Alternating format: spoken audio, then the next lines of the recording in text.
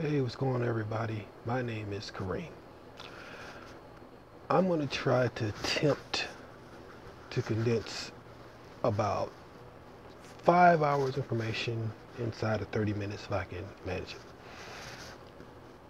I'd like to first tell everyone thank you for watching these past videos featuring me and not the shows. Thank you for liking and subscribing. Thank you for donating. I appreciate it. I'm pleasantly surprised every time someone makes a donation. One thing I would like to say before I start is this. I recognize that there are several different styles of martial arts taught all over around the world, all around the country. But what I'm speaking about is not about every single last martial art all over the world in this 3-part series I'm doing. I was going to make it 4, but I changed my mind and decided to make it 3. The main reason why I decided to make it 3 and not 4 is there no need to drag it out. When you look at martial arts in this modern era, everybody has a video up talking about this art, this style, this organization, that organization. I'm focused on organizations that, for the most part, directly impact me. That's what I'm speaking on. One thing I wanted to make sure a softball I lobbed out there was some information that I mentioned about when Taekwondo was adopted as an official Olympic sport. For those who just want to have the argument about when it happened, there's a word called demonstration, which precedes the word sport that you have to remember. Being adopted as a demonstration sport is not saying that the sport is an official Olympic sport. And why 94 and 96 in particular are very important is because in 1994, the Olympics for Sydney, it was official that Taekwondo would be an Olympic sport for the 2000 Olympic Games in Sydney, Australia.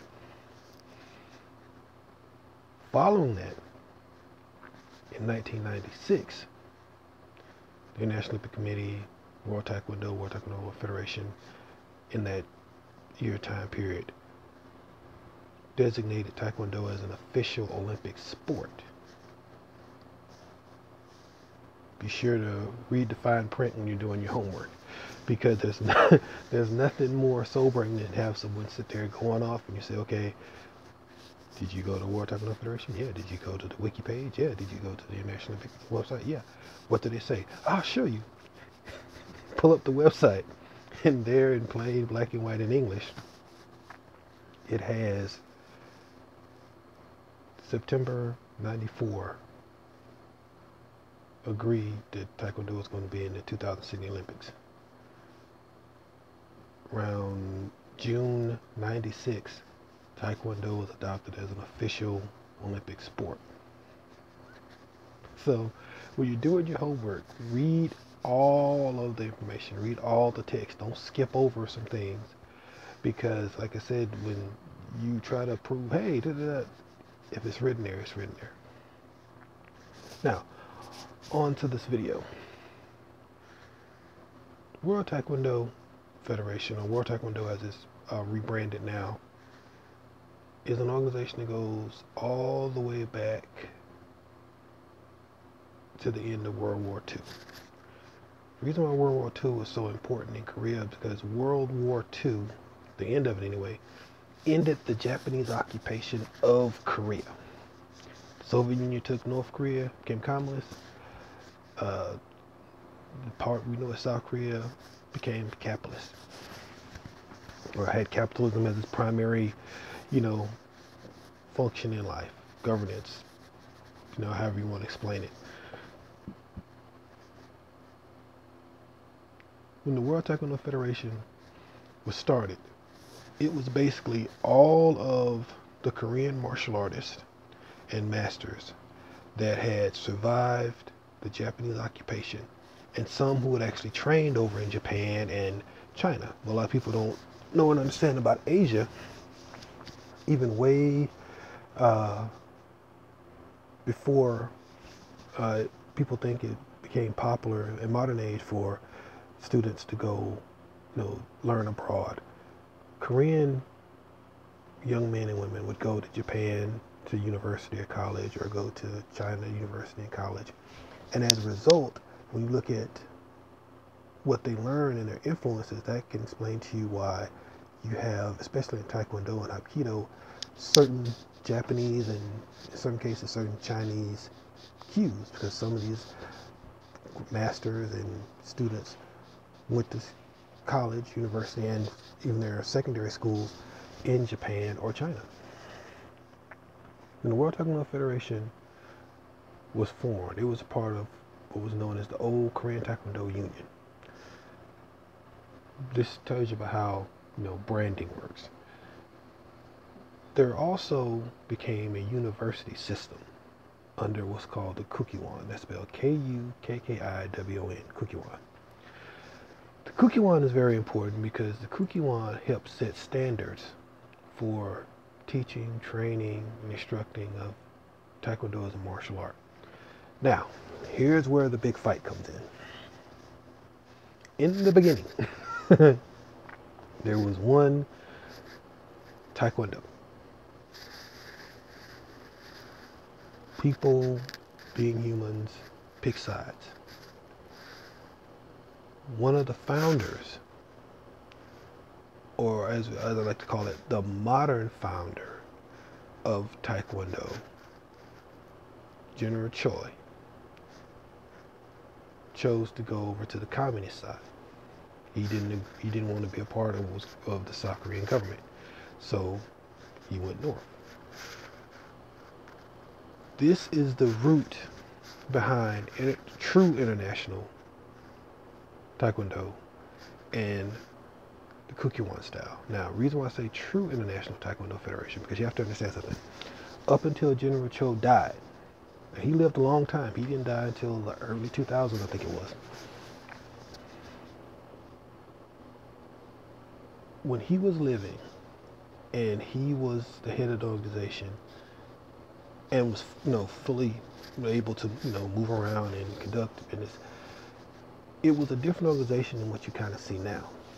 What you see now with the International Taekwondo Federation is kind of a splinter into 50 different deals. When you go to watch an International Taekwondo Federation team, what you see in Sydney, Australia, is not what you see in Russia. What you see in Russia is not what you see in Japan. What you see in the United States, I kid you not, from someone who's seen it, it varies depending on the state you're in. If they say they're International Taekwondo Federation, okay, just understand you're picking a fight that what they're doing in California, they're not doing in Nevada. What they're doing in Nevada, they're not doing in Arizona. What they're doing in Arizona, they're not doing in Texas. It's like that. I don't know why. I'm not ITF. I'm World Taekwondo Federation, or the World Taekwondo Federation, Kukiwon. So I don't know why they do that.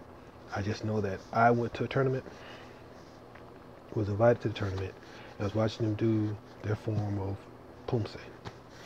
And I literally saw 3 different people supposedly doing the same form, doing it 3 distinct ways.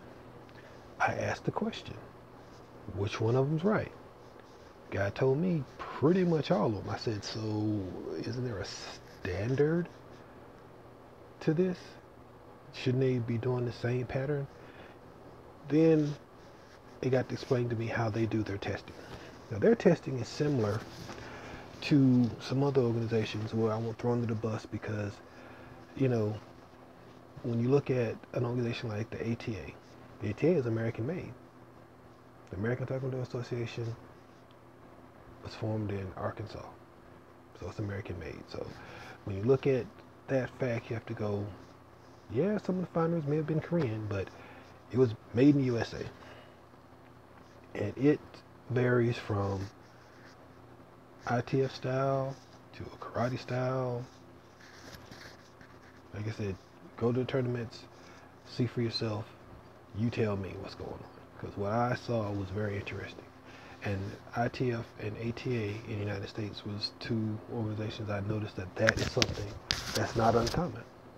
You know, that's not saying that World Taekwondo or Kukkiwon don't have its fair share of debate when it comes to doing Page or Teguk's forms. 1 4-year block is Page. 1 4-year block is Teguk. But here's the defining line. If the standard changes and becomes recognized, that's the standard that you go with. One thing I can promise you, outside of freestyle Pumse, if you go watch World Taekwondo Pumse and you look at Koyo,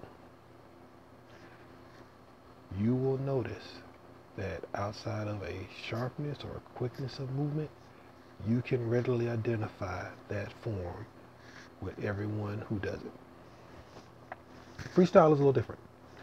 With freestyle, where you get to do just that, throw a back flick you in here, a kick there. This is where the Kukkiwon comes in. Kukkiwon is basically a university system that they literally have bachelor's degree, master's degree, and PhD options in Taekwondo. Now you say, that's crazy. No, it's not, because if you look at UC Davis, University of California, Davis, Taekwondo is an option under physical education. From what I've understand and what I've seen, UC Davis is probably the only school so far that I've known that has Taekwondo as a minor option in education in the United States. If there's other schools, hey, let me know about them. Tell me about them. I'd like to go visit. I'd like to check out their curriculum, see what they're doing.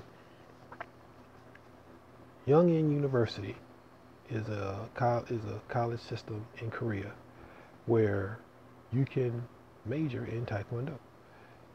Here in Alabama, to my knowledge, there's one guy up around, once again, that Huntsville area, because there's a lot of money up around Huntsville, Birmingham, that is a graduate of Yongin University. I know about 4 guys down in Florida who were graduates of Yongin University who have master's degrees in Taekwondo. So when you have an apparatus or a system like the Kukkiwon, which is basically the standards, the research, development, testing, all that, and the business side, which is World Taekwondo, because that's what World Taekwondo is. World Taekwondo is the side that handles the business. They're doing the refugee outreach. They're doing the National Olympic Committee outreach. They're doing the refugee status to help refugees, who don't have a home country, not just participate in Taekwondo, but any other event in the Olympics. That's what people don't understand about how that relationship works. The Kukkiwon's job is research development, better, and make Taekwondo better long term and make adjustments and changes. A lot of the rules that people miss and rail against here in the United States, when you have a situation like Kukkiwon that has literally grandmasters, masters conducting tournaments all over the world, and sometimes at the same time, literally, they learn. Kukkiwon was one of the first organizations to recognize we have to be competitive with karate making a showing in Tokyo. They're not waiting to the last minute. They're not waiting for 2020 Tokyo to get here. When it was announced that karate would be a demonstration sport in Tokyo, it was changes that started going into effect and being made that day, which shows how an organization like that will adapt to adversity. You look at the art of kicking and punching, or the way of the hand and foot. That's what Taekwondo in its name tells you. This is what you have to do with the weapons you are naturally given, your hands and your feet. So I want everyone to understand that when you're doing your homework, the Kukiwon and World Taekwondo work together. World Taekwondo is focused on business and promotion. Kukiwon focuses on testing and standards. Are there organizations like ITF and others that do their own thing? Yes. But understand, they're doing their own thing. If their thing, whatever it is, happens to move into the realm of Olympic style every once in a while, it just does.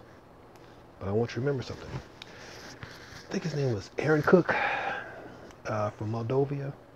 He was very popular coming out of, I want to say, or coming up to the 2012 Olympics in England shortly thereafter, because he was supposed to have been ITF.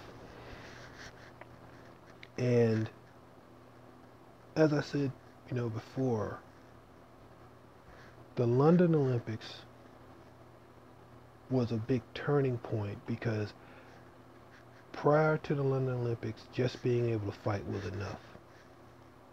Just being a fighter could get you over the top. Coming out of Beijing, the Beijing Olympics, Summer Olympics, coming into London, a lot had changed. A lot of things had been, through the Kukiwon, realized that we have to make these changes. What people don't understand about the Kukiwon, they test electronic systems all the time. They do.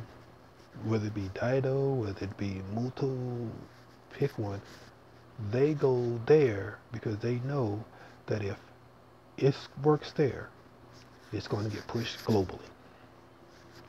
And that's what's been going on. I look at, it really and truly is one of those situations where you go, I remember the Gen 1 electronic socks that came out right after the London Olympics. I remember the Gen 1 socks with the heel that became popular around 2014. Now, wrap your head around this. From 2015 to present, we're on almost our third generation of sock. Just the equipment you wear on your feet has changed almost dramatically. It doesn't even look like the same piece of equipment now. Kukiwon was one of the organizations that tested it early on. They're one of the organizations that heard the cries for more accuracy. World Taekwondo Federation was the voice that basically, once those changes were made, put it out there. So when you become a Kukiwon certified black belt, here's something I want to throw out there, and I want everyone to understand. That's inside of my voice in here. And get your bleepers ready. You cannot half-ass techniques with the Kukiwon style of Taekwondo or with the Kukiwon certification. You don't get points for doing half a technique. You either can do the technique or you can't. You either do the technique up to standards or you cannot. You won't get patted on the head and say, great job for trying. You won't get a participation trophy for trying. Think I'm kidding? Go back to Detroit and look at how many people passed the Kukiwon test and how many people passed that quote-unquote national black belt test. What you find out is you had plenty of them that can run around and say, as a national black belt, they did this and other. You don't have many that were very successful passing the Kukiwon test, because if you are tasked to do a 540 or 360 or 720 or whatever, and you can't do it, you fail. There is no, I tried, I got halfway around, I got dizzy. So train hard, train correctly, And here's something else also want to understand when you start trying to talk about at in your 20s, you're a fourth or fifth or whatever degree black belt, Kukiwan. You may have an honorary degree, Pumse, but for those United States that know that age has restrictions on certain things, you have to remember, in the Kukiwan side, on the Kukiwan side, you are not a fourth degree black belt and you're under the age of 32 years old. Period. Because there are age requirements for degrees. And unless you have an Olympic, the only exception, if you have an Olympic gold medal or two, those are the only exceptions. If you might have a world championship gold medal, you may be able to be pushed forward. But without an Olympic gold medal, without a world championship, and I'm not talking about made up world championships, Olympic gold medal, actual world championship, international world championship, gold medal, they're not going to skip you. Now, I heard some little noise about the skip done. You have to remember something about the skip done. They're not skipping 18-year-olds to fifth degree black belts. It doesn't work that way. A lot of the guys that have been skipped 40, 50, 60 years old have been in Taekwondo, who put their kids through school with their Taekwondo academies and schools. Those are the guys and women that are usually skipped to certain levels. And even that has a limit. Everyone doesn't get skipped from first degree or whatever to grandmaster. That's not how it works. So take that in consideration and understand, be patient. You know, there's a certain level where once you reach that degree, outside of forms competition, you're done fighting. So don't rush to try to claim a higher degree when you haven't been trained, you haven't had a successful school for longer than 5 to 6 years. And let me remind you something. I want you to go back to the Rio Olympics and listen to how the announcers clowned an athlete who claimed to be a fourth or sixth degree black belt who didn't get out of the first round.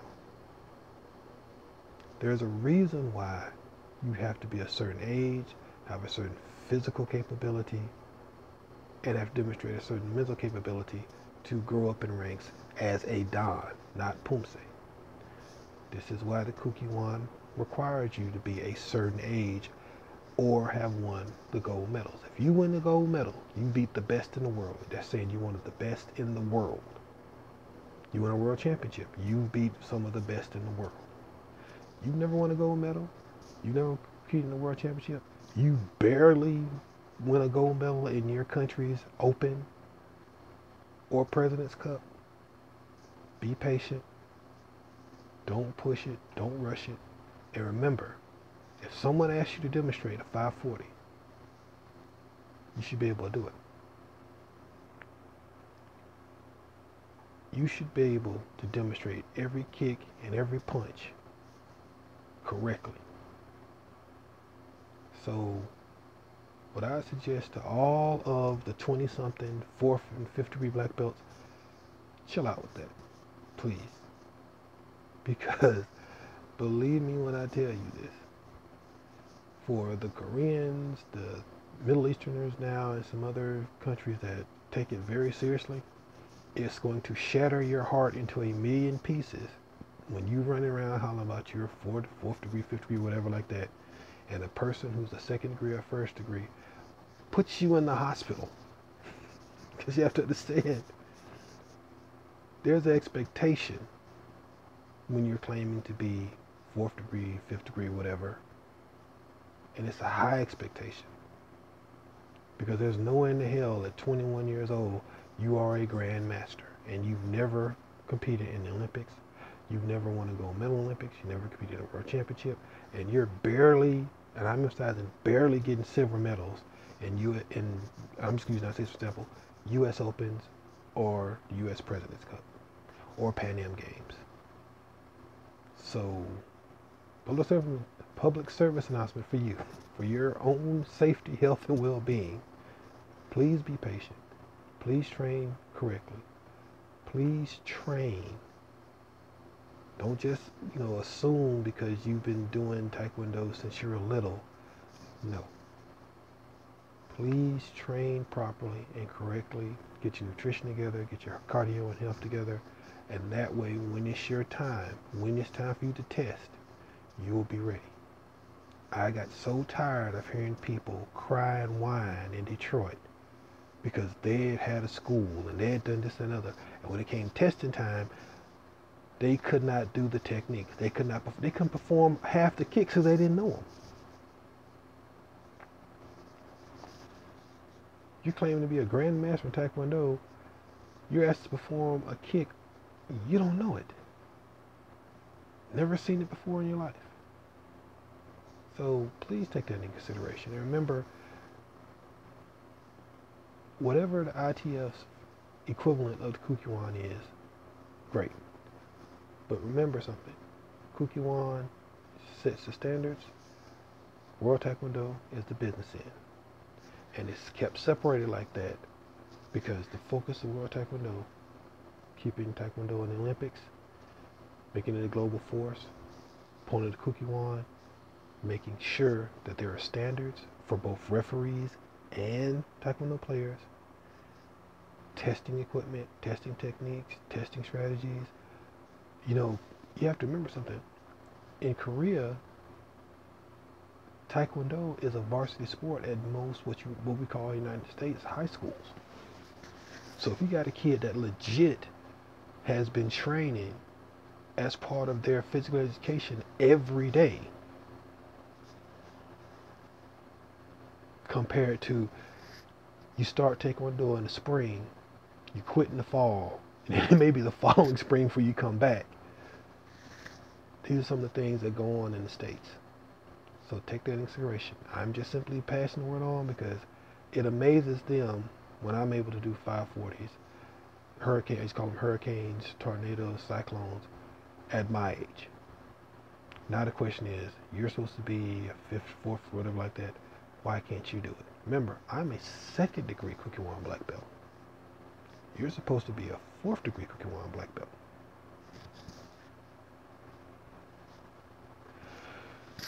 I'm going to take some time. It's not going to be a part 4, but it's going to be a separate segment on black belt requirements. And I'm talking to this modern era and my take on what it means to be a certified black belt in this modern era of Taekwondo. And I'll talk more about my journey from basically being Ronin to coming back to Taekwondo because I had myself in my young adult days studied other forms, other techniques, other martial arts, fought for various different organizations and things like that. So that's going to be an interesting sit down. That might be an hour. But for today, I just wanted to speak a little bit on War Taekwondo and Kukiwan. Give you some information for you to go and do your research and homework on so you can go look at it. And remember what I said, guys. Let me tell you something. You're in your 20s and you haven't fought internationally and won. I'm not saying just show up and won. You need to understand you need to just train harder and better. Don't give up. Stay focused, but train harder and better. I want to thank you for listening. My name is Kareem. Please like the video if you like it, subscribe to the channel, and donate if you want to. But thank you for listening, and good luck, guys. And remember, train hard, train properly. Like and subscribe. Please like and subscribe. And I'll see you in the next video. Bye.